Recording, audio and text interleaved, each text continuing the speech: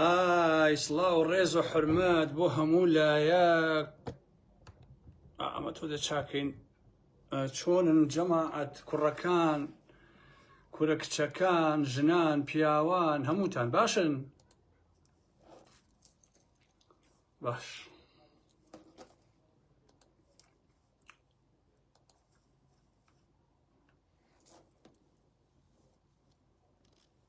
بەخێر بێن سەر چاو خۆشەویستانی من. بەخێر بێن یاخۆ.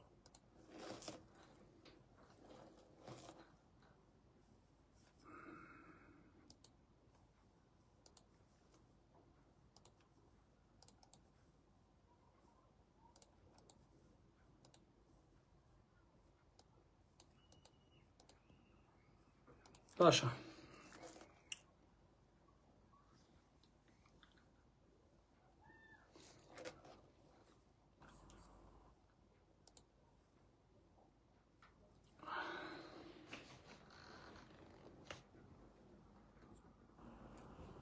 بەخێر بێن.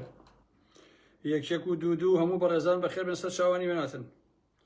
دوێشە قۆڵم پیا بوون کە ئەم شەو ئێمە سەرخەتەکە باشە بابەتەکان پەیوەندی بەیەکەوە هەیە. مەرجی فاروق ڕەفیق و ئیخوانیەکان و ئەوانە ئەم شەو کۆمەڵی قسە باسمان بێ لەسەری. هیوادارم کە کاتتان هەبێ بۆ گوێگرتن. بەخێر بێن سەر چاو.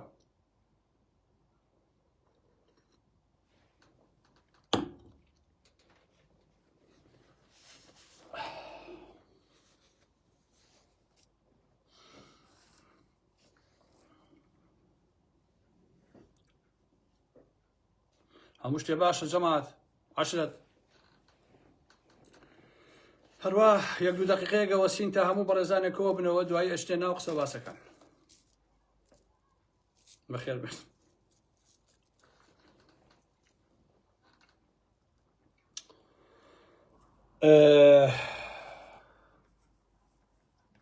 چۆن بڵێم،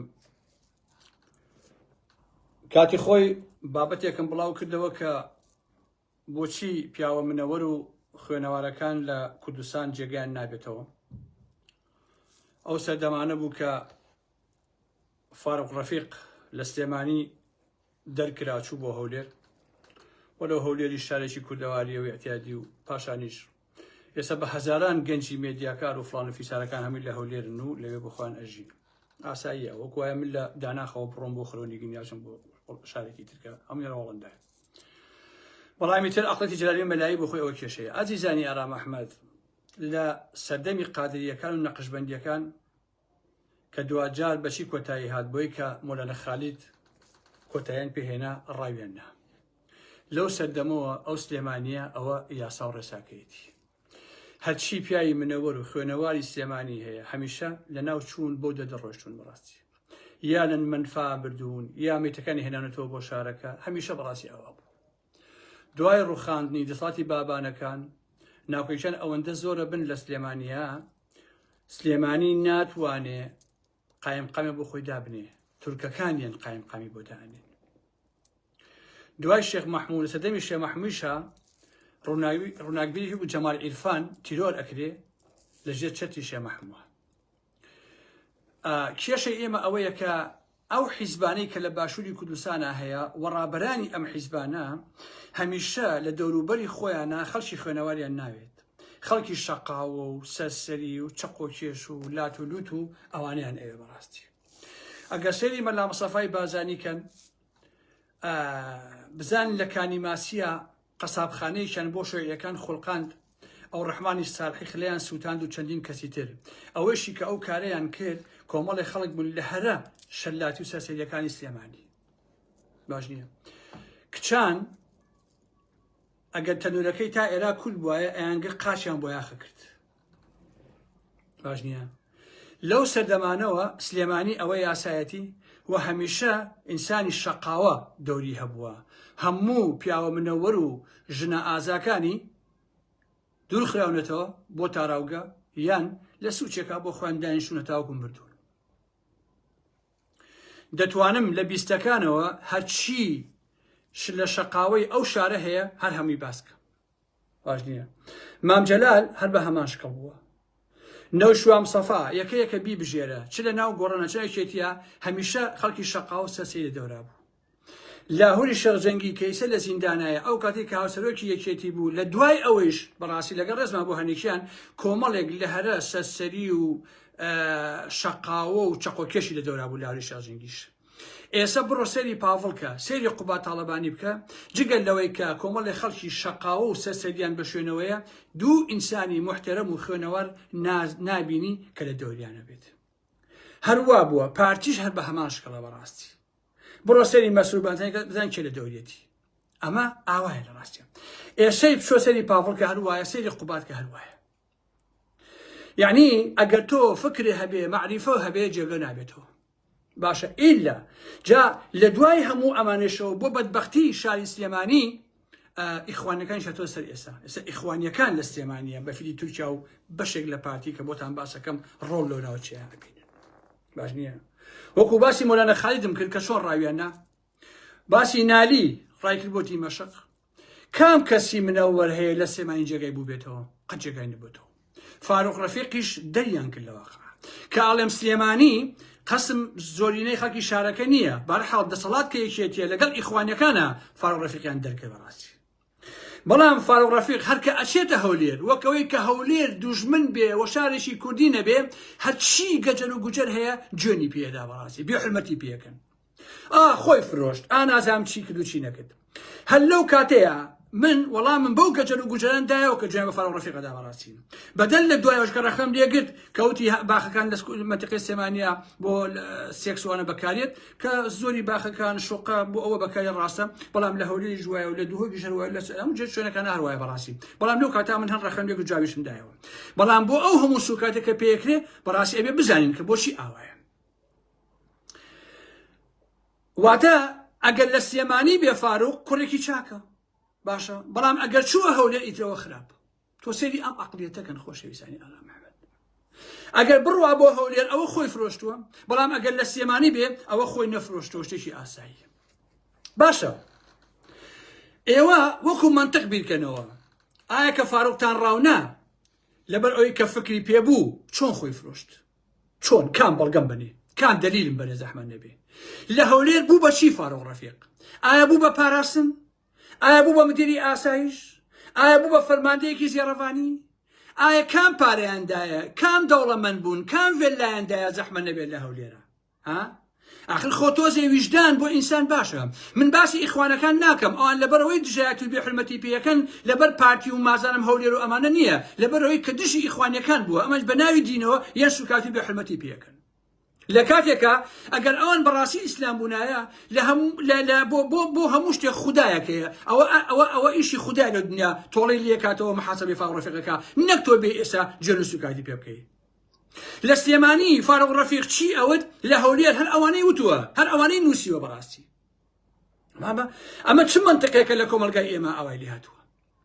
13 لە ساڵی ڕەبەقا ئەم ئارا مەحمەد لە هۆڵندایە 24 سەعات لە دوای 25 ساڵ 24 سەعات لەگەڵ قالی حاجی عەلی ڕەحمەتیە چوومە سەر گۆڕەکەی باوکم. هەرچی سەرسەری و خوێڕی و بێدایک و باوکی ئەو سۆشیال میدیایە ئیهانیان بە من و گیان بە مندا. ئارا مەحمەد خۆی فرۆشت ئارا مەحمەد جاسوس بوو ئارا مەحمەد خائین بوو. زۆربەی ئەوان کە جوێنن ئەدا خۆیان لە سلێمانی پیاسیان نەکەی کێتیە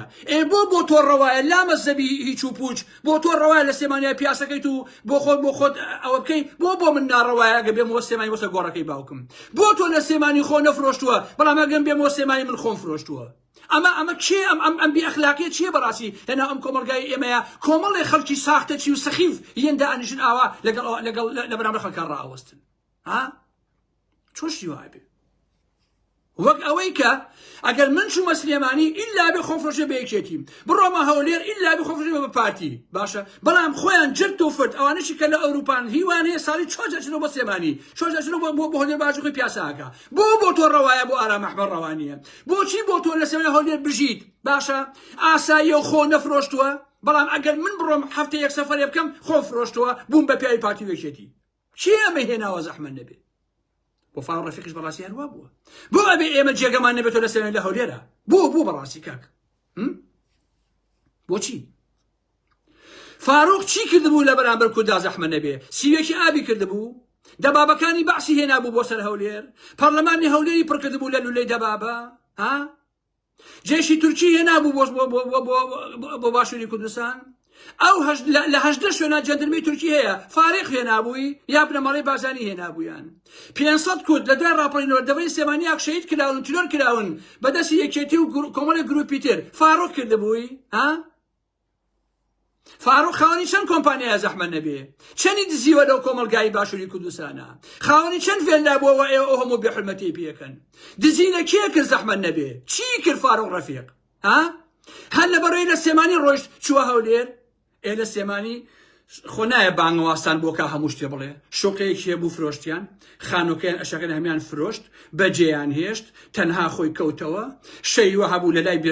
لە دوکانە ئەخەو فاروق ڕەفیق فەیلسوفێک زانایەک لە سێمانیە لە دوکانی برادەرە ئەخەو شەوانە کاکە هیچیان پێوە نەهێش کاکەجیان یەکێتی نیشتیمانی ئامادەیە بۆ لەش فرۆشەیە دایان دەتە دراستەر بکە بەڵام فاروق ڕەفیق لە دوکانە شەو ئەخەوت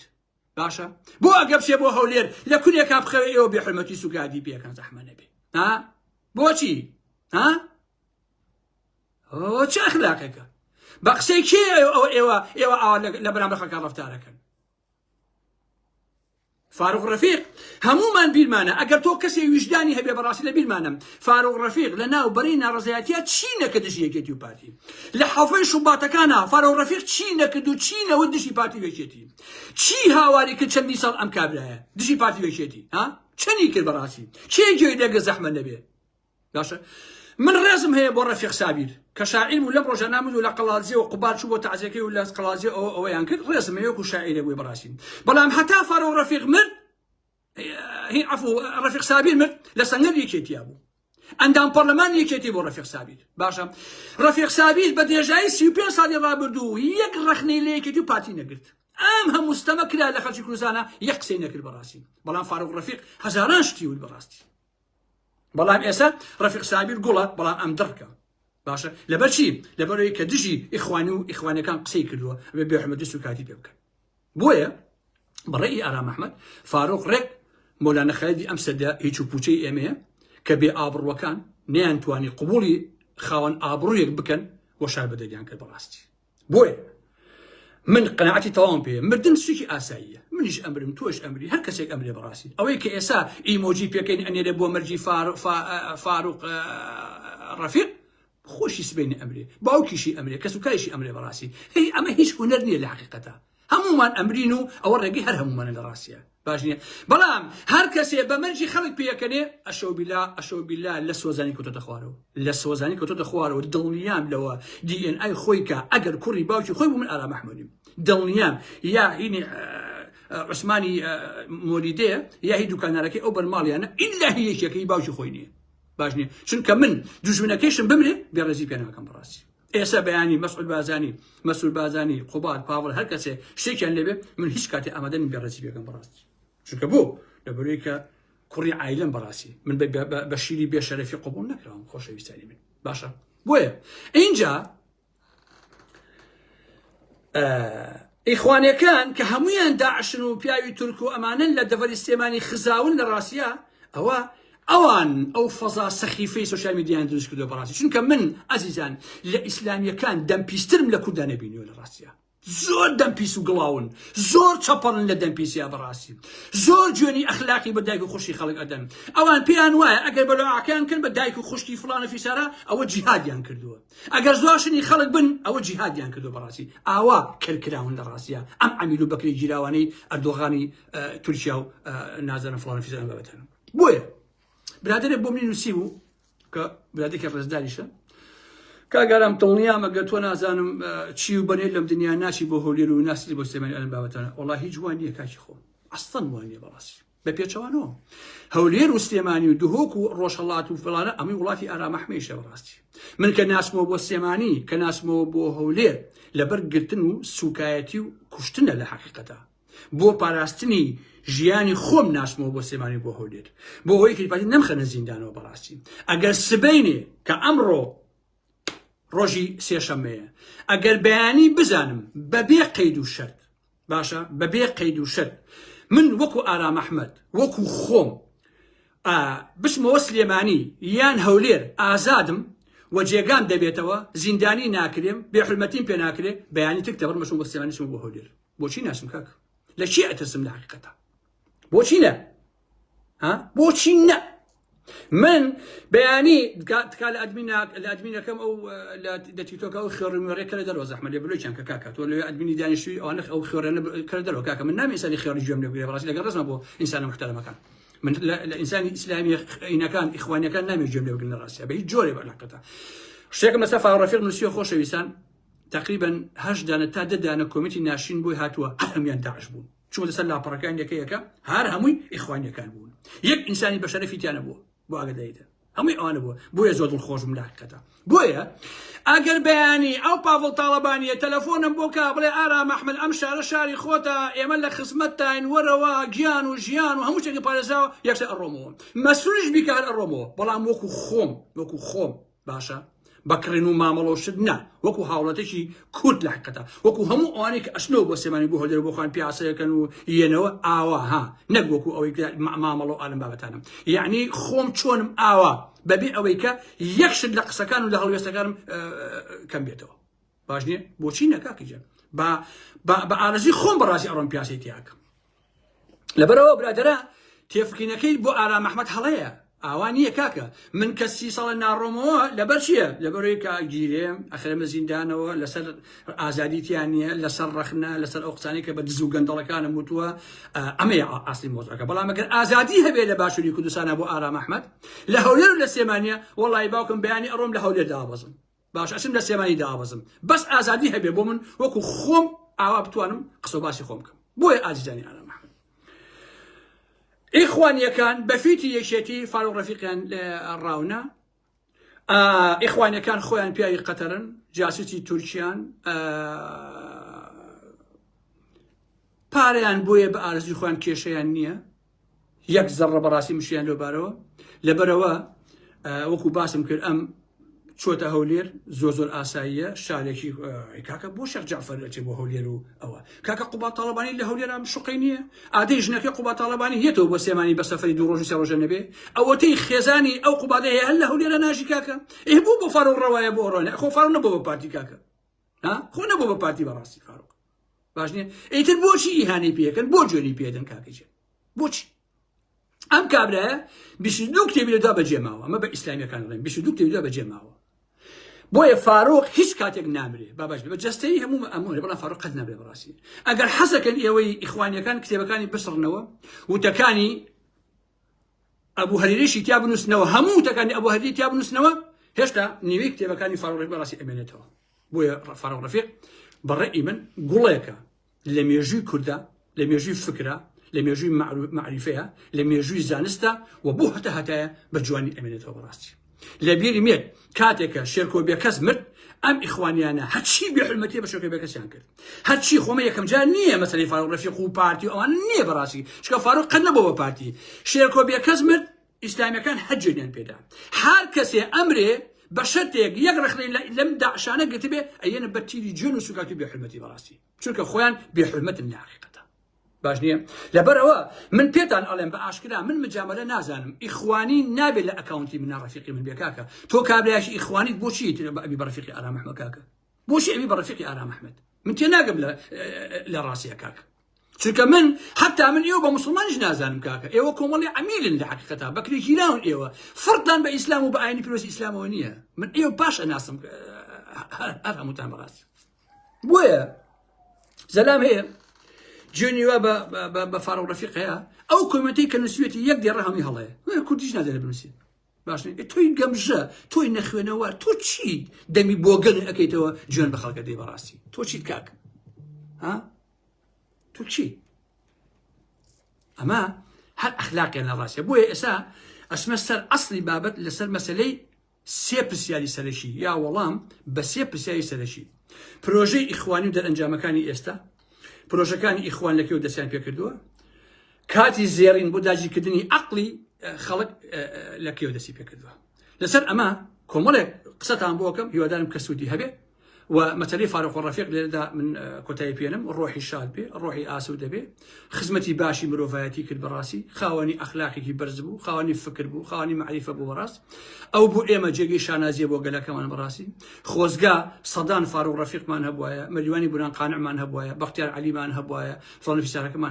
نهبوايا أو مليوني بنان قانعة شد أنوسي 2000 جوني أخلاقي بيدن قد جواب يكزل منها براسي باشنیه چونکە ئەمانە شەمشەمەی کوێرن شەمشەمەی کوێرە ئەبێ ڕقی لە فاروق ڕەفیق ڕقی لە بەختیار عەلیە ڕقی لە نازانم مریان بوران قانع ڕقی لە فڵان فیسارەکانە ڕقی لە هەر کەسێکە کە دژی لەتیفی ژندز و کۆمەڵی دادگەری و عیرفانی مەلا عەلی گیرفان کوڕی مەلا عەلی کە چۆن ڕۆیشتبوو بۆ دژایەتی کوردانی ڕۆژ ئاوایە کرد ها چۆن ڕای کرد بۆ لای هین ئەمەی سووریا خۆ بینیتان چۆن چۆ بۆ لای تۆقی لەگەڵاکە ئەمەیە خائینەکانی کورد خۆشەویستانی من ئەمەیە خائینەکانی کورد کتێبێکم لەدایە لە ئەوەی سیامەدی معاینیە لە سەردەمێکە کە باسەکان لە مەهاباد بە فیتی هینەکە عوسمانیەکان کۆنسڵخانەی ڕووسی سەر ئەبڕن و لاشەکەی خەنە ژێرگەڵ سەرەکەی هێنەوە بۆ مەهاباد وەکو تۆپ شەقیتی هەڵێن جيشي الروسية 1000 كرد لسر أو موضوع أكوجيت يعني هميشة عثمانية كان تاتاوكو إيسا أو عثمانية قربة قرانا هتاوكو أم أردوغانا كي إن شاء الله إيش أطوبين لما نشينكا بشاي خمان إن شاء الله إبينين حتى إيسا أوان لكل كدوة بو يكود أو حركيت بو أجزا إخوان مسلمين دروس كراوي جروبيك لباش مواكاني جروبي جولكا كاني إسرائيل وأمريكا لسدي رابردوه وبهواي أويكا كاريجريان هبي لسر عقليتي تاكاكاني كومالجاي عربي أليرو ودا هنجان بو موضوع ناوا يعني موضوعك هيش علاقة بس أيني إسلام ونية علاقة بس الدين ونية خوشي وساني على محمد تيكلي نكن أمانة بناي دين وبازجانيك باشا بلان باش أوي عرب كان رتيان كدوا بتايبتي قلي هشياري مصر زۆر لە ڕەسەنەکەی ئەمیان ڕەت کردەوە ئیتر کەوتنە پەلهاویشتن لە سەرجەم وڵاتانێکی دیکە بە تایبەتی لە ناوچەی ڕۆژهەڵاتی ناوەڕاستە. ئێستا لە دوای 92 بە تایبەتی هەرێمی کوردستانی عێراق وەکو چەقی خۆسەپێنی ئیخوانیەکان ئەبینێت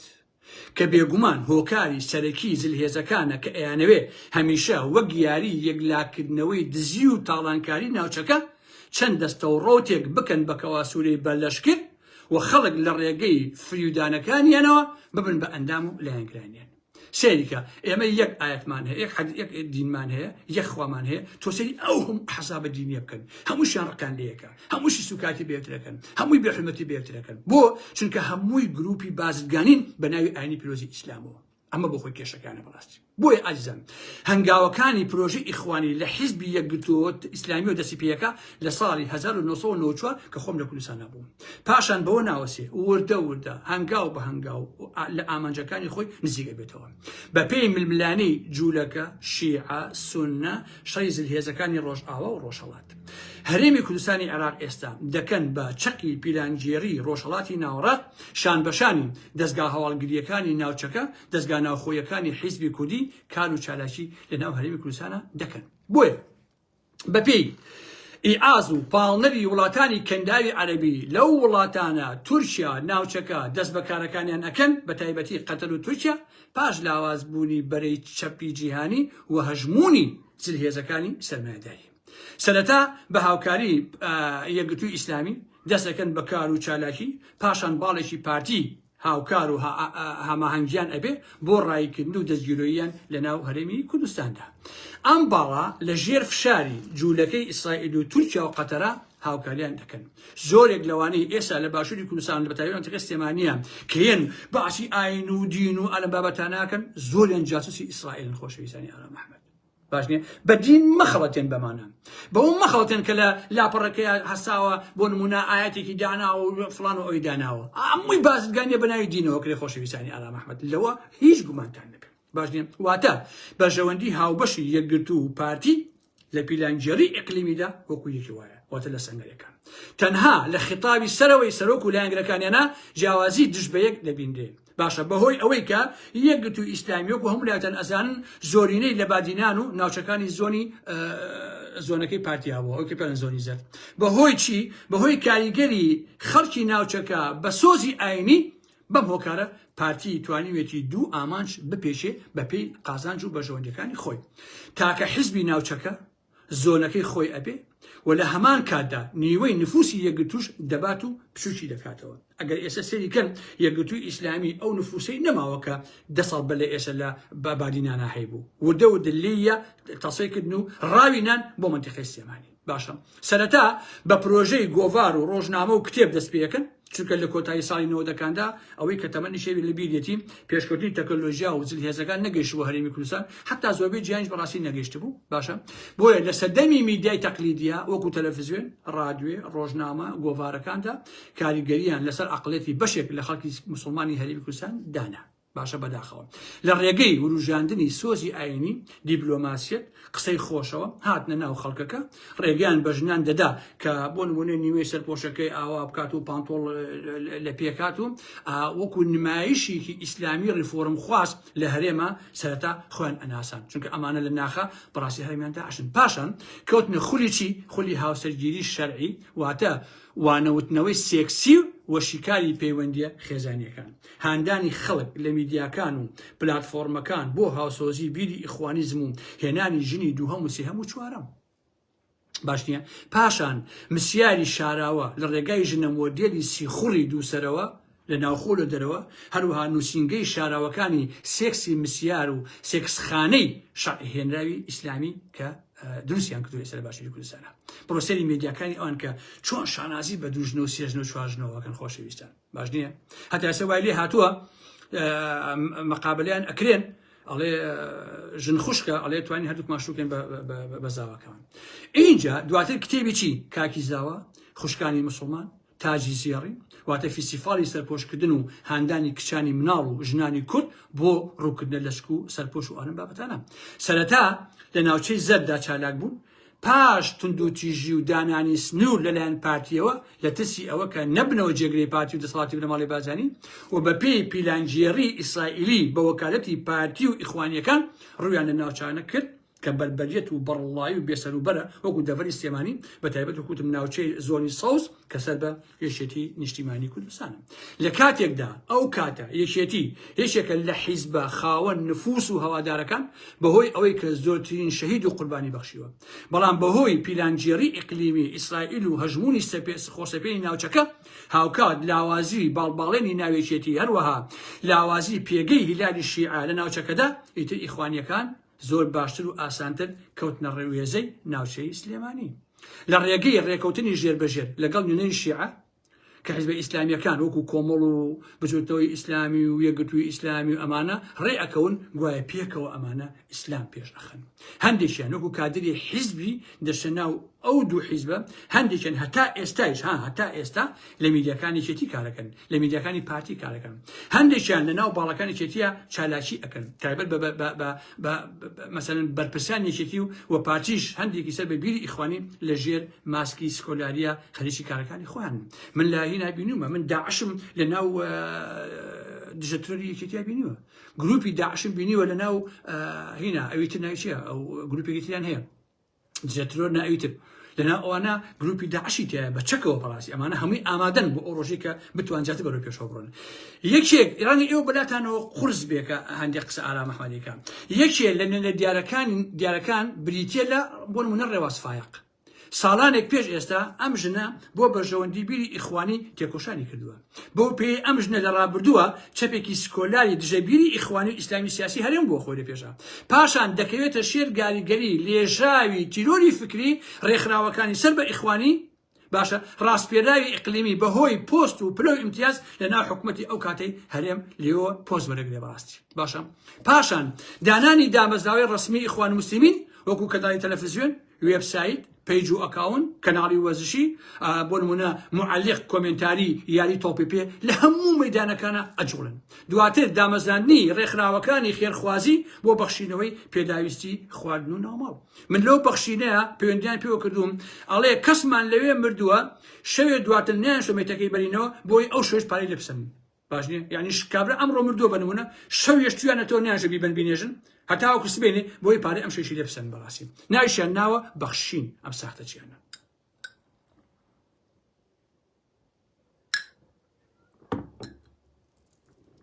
ئەم دامەزراوە خێرخوازیانە هەمیشە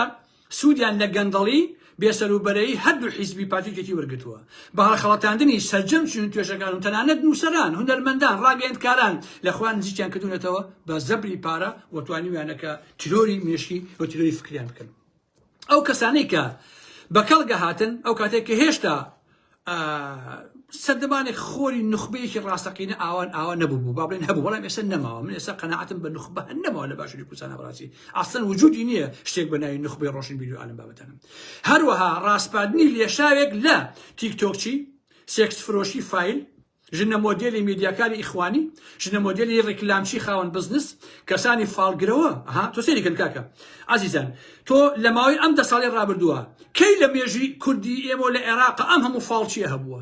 ئەم هەموو نوشتە و جادووە هەبووە لەکوێ هەبوو زەحمەت نەبێ خۆشەویستان ئێستا بڕۆ لە سلێمانیە هەرچی پشیلەیە کلکی پێوە نەماوە هەمی کلکیان قەتانوە ئەچن ئەیکەن بەچی ئەیکەن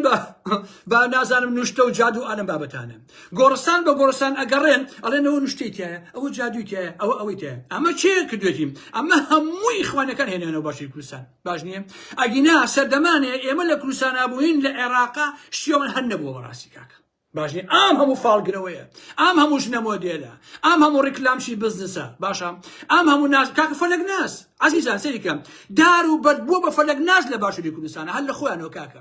دار و بەربووە بە کەسانی ئاینی کەسانی مەلای دیبلۆماسی کاکە واعیز بێژەر شرۆفەکاری سیاسی لە باشووری کوردستانە بڕۆ سەریکە کاکە بە سەدان کەس هەزاران کەس پیا بووە ئەوڵێ کاکە من لەسەر نەخۆشی دەرونی ئیشەکەم من شارەزای نەخۆشی دەرونیەکان و ئەلە بابەتانم هەر لە خۆ دانیشێ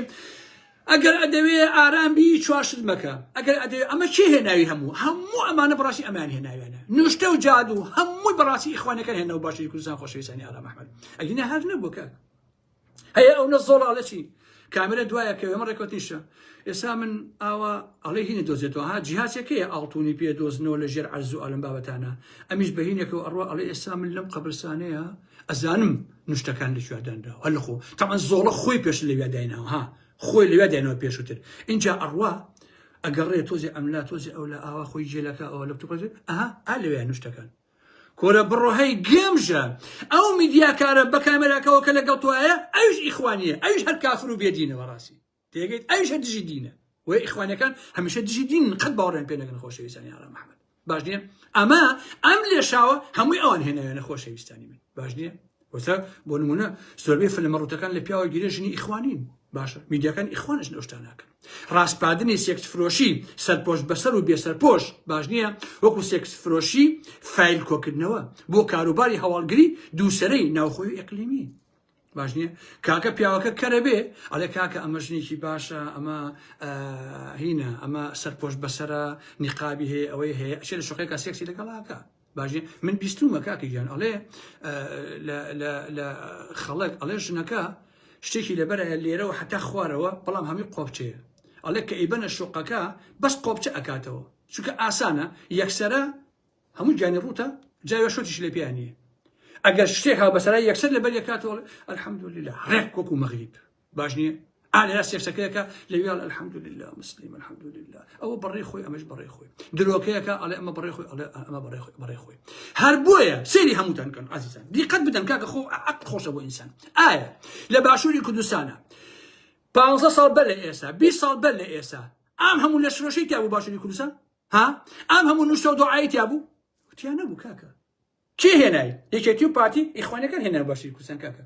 یعنی ئەمانە سەرچاوی فەسادین لە ڕاستی خۆشەویستان ئەمانە فایل کۆ ئەکەنەوە کاکە نەخەڵەتیان بەژنێ کە بۆ نمونە دەموچایی داپۆشیوە بچن سێکسی لەگەڵاکەن ڤیدۆتان لێ ئەگرێ بۆ تورکیا بۆ قەتەر ئەلەم بابەتانە کاکە فایل کۆ ئەکەنەوە پاشان دامەزاندنی نەخۆشخانەی کەتی تایبەت لە باشووری کوردستان لە ڕێگەی ئیخوانەکانەوە زانکۆی کەتی تایبەت لە ڕێگەی ڕێکەوتن لەگەڵ ئیسلامیەکانی نوێنەری ئێران وەکو کۆمەڵ و بسووتەوە کە دایان مەزاندووە پاشان هەندێکی لە ڕێگەی پارتیەوە لە زۆری زەردە دایان مەزاندون بە هەمان شێوە نەخۆشخانە زانکۆ هەموو ئەلم بابەتانە پاشان زۆترین نوێنەریان لەو شوێنانە هەیە بەمە بەسی جێبەجێکردنی چەندین جۆری تیرۆر کە ئێشتا خەڵکی ئاسایی دەرکی پێ نەکردووە باشە لەوانە تیرۆری فکری تیرۆری بایۆلۆژی ئەچنە خەسەخانەی بەخشین خوێنتان ئەگرن بەنمونە بە ناوی فەحس و ئەنە بابەتەوە بەشێکی لێ ئەبەن ئەچن ئەو خوێنە باشە لەبارەی بایۆلۆژی کۆمەڵ ئیشی لەسەرەکەن وای لێت کە بۆ نمونە وای لێیە لە ماوەی چەنە لە ماوەی 50 ساڵی تا 3 بەشوێ بە هۆمۆ 3 بەشوێ بە گەی باشنی هەر لە ڕێگەی خوێنتێکردنی خوێنەرگرتنەوە ئێستا سەری کە لە باشی کوسانە برادەر دەچووە بۆ سلێمانی وتی کاگەران ڕۆشن بۆ جێگای 62 گەنجی مناڵی لێ بووە کە سێکس ئەفرۆشن 62 گەنج کاکەگیان لە سلێمانیە ئاجانی ئارامەی ئەوەتی باسی هەولێر و دۆکۆڵە ناکەم چی ئەمانەی هێناوە خۆشەویستان وردە ئەمانە لەم تیرۆرکردنی بایۆلۆژیەوە وا ئەکەن باش نییە خەڵک ئیتر مەسەن لە هەموو مەیدانێکی ئەخلاقیا بەڕاستی داڕەچێت باش نییە چکە تیرۆرەکان جیاوازیانێ اینجا ساڵی 1994 کە من لە کوردستان بووم سەردەمی بێنان و ئاوی قات و قڕیبی خەرکی هەرێمی کوردستان بوو کاکە خەڵک هیچی نەبوو ڕاستی ساڵانی نوێکردنەوەی هەژمون و هەرپەرستی دۆخی سیاسی بوو سودەرگرتن لە شەڕی پارتی وێکێتی بۆ ئیخوانیەکان بەڕاستی ڕۆڵێکی باشی هەبوو یعنی ئەو قڵشتەی لە بینی شەڕی پارتیوێکێتیا هەبوو بۆ ئەوان ئیسفادەیان لێ کرد هەتا ڕووداوەکانی بەهاری عەربی 2011 بۆ ئەوان هەر بە قازاند بوو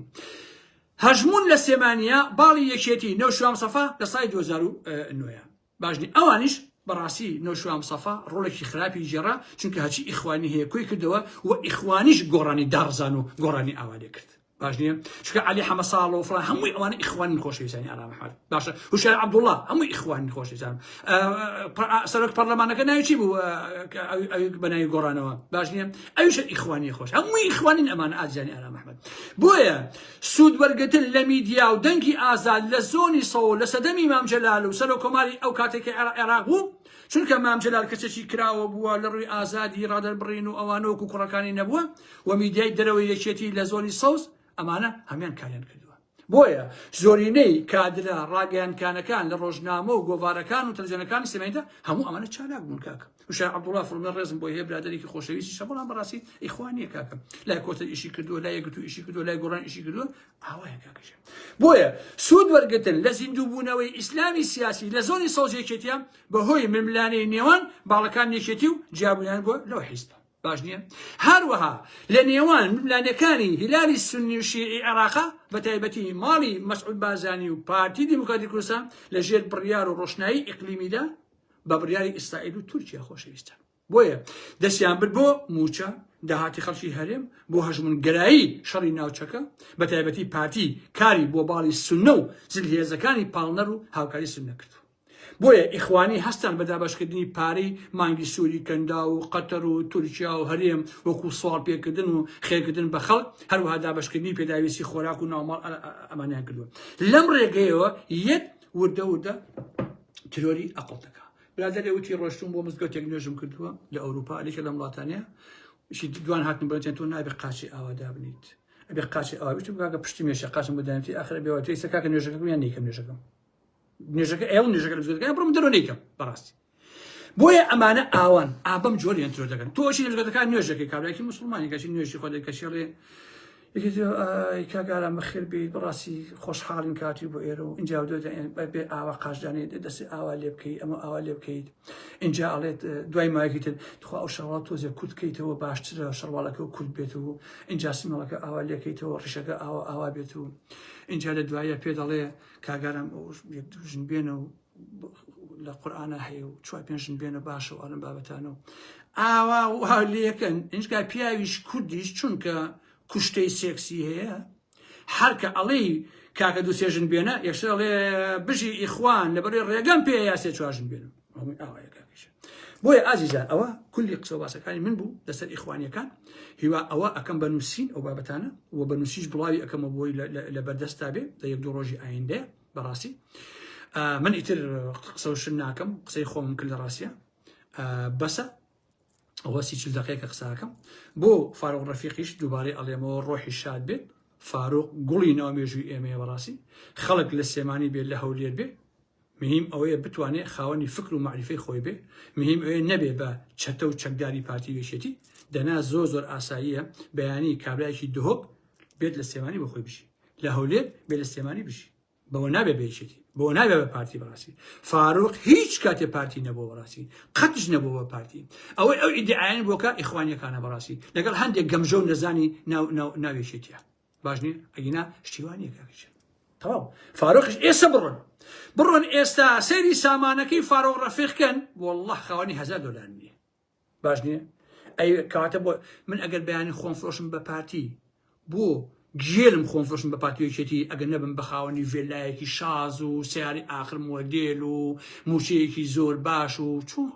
خەڵک چۆنەچێ ئێ تۆ کاڵی خۆی فرۆشتووە ئەی بەچی خۆی فرۆشتووە کاکە بە ماچ خۆ بە ماچ خۆی نەفرۆشتووە ئەی کوا سەرد و سامانەکەی خۆی فرۆشەوە پارتی کاکە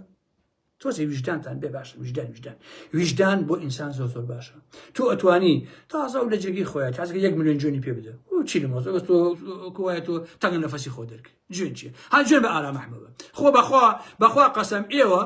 ڕێزم بۆ ئینسانە باشەکانتان بەڵام مەجموعەی خەڵکی زۆر هەیە قەسەم بەخوا 20 ساڵی ڕەبەقە جوێن بە ئارام ئەحمەد ئێ بەخوا هەمریش بقەوی بە ئارام ئەحمەدکە ڕۆژ بەش قۆسترە بم هەر جوێنشم پێدەن کاکەجان ئێسا تەندروستیم لە 30 ساڵ بەر لە ئێستا باشترە کاکەجان هەر جوێنشم پێدەن خۆ جوێن چییە کاکەجان ئینسانێک جوێن ئەدا کە فکری پێ نییە باش نییە فکر و معریفی پێ نییە بەڕاستی ئەگەر ئینسان جوێن نادا کاکەجان دەی بە تایبەتی بە مردوویش ئەگەر ئێوە مسلمان بەڕاستی خواپەرستن خدا بەهەشت و دۆزەخی دروست کردووە لەو دنیا ئارام ئەحمەد کەوتێک ئەمرێ ئەوە ئیشی خوددایە لێپرسینەوەی لێکە ئیشی تۆی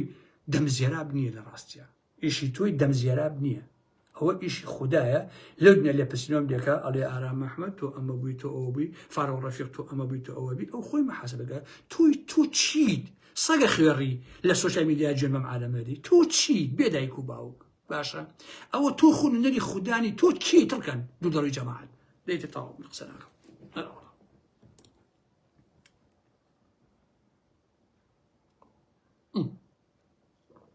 عزیزان خواتان لەگەڵ خۆشەویستان بەخواتان ئەسپێرم هیوادارم سەلامەت بن و هەمیشە لە خۆشی و ئاسوودەییا بژین ئازیزانی ئارام ئەحمەد ئارام ئەحمەدی بەڕێز دوژمنی پیاوی دێس خواتان ئەوکووە چۆن داخلێ یا قورئان من نازانم کاکەم هەر وەستەکەی شلۆق کرد